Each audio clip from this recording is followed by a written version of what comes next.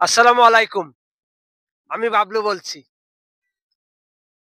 কথা বলবো আমাদের হিটু শেখের মা রোকেয়া বেগমকে নিয়ে।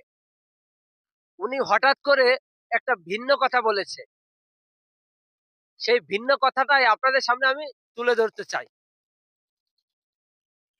হিটু শেখ তার মৃত্যুদণ্ড হয়েছে আপনারা সবাই জানেন। এবং হিটু শেখের ২ ছেলে, বউ তারা বেখুলিস খালাস পেয়েছে সেটাও আপনারা জানেন। এবং আসিয়ার মা এই ৩ জনকে খালাস দেওয়ার কারণে সে কলাম এটে নারাজ, মানতে চাচ্ছে না। এদিকে আসিয়ার মা জামাতের আমির থেকে একটা গরু, একটা বাছুর এবং একটা গোয়ালঘর ফ্রি পেয়েছেন। তারা মোটামুটি এখন ভালো আছেন, বহু দান সাকাত পাচ্ছেন। আল্লাহ ভরসা, যাক ভালো থাকুক।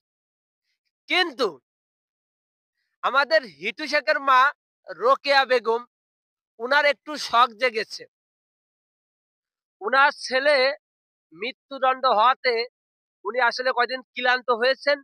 দৌড়াদৌড়ি কইরে আসলে উনি আসলে অনেক ক্লান্ত এবং শরীর দুর্বল। তাই উনি একটা ভিডিওয় বলছে আমি দেখলাম যে, "বাবা, আমার একটু দেশি মোরগ খাতে মন চাচ্ছে।" শুনে আমার খুব কষ্ট লাগলো। কচ্ছে, "বাবা, আমার দেশি মোরগ খেতে মন চাচ্ছে। কারণ আমার যখন এই ঘরবাড়ি আ ভালো ছিল, আমাদের সংসার ছিল, তখন হাঁস, মুরগি, গরু, ছাগল, কবুতর আমরা সব পুষতাম। বাজারেতে আমরা কিছু খাতাম না। আমাকে এই জায়গায় আমাকে খাওয়ার অনেক কিছু ছিল। আমাকে ওই দেশি মোরগ, হাঁস এসব খাওয়া অভ্যেস। এখন এসব সবকিছু শেষ হওয়ার পরে বাবা নিশাটা তো থাইকে গেছে। এখন এই যে দেশি মোরগ খাবো বাবা, আমারে কিডা খাওয়াবে?" তাই হিটু শেখের মার তো অনেক কিছু শখ জাগছে। এর আগে কিছুদিন ধরে ঘর করে কান্দাকাটি করলো। কিন্তু ঘর কলাম কেউ দিল না।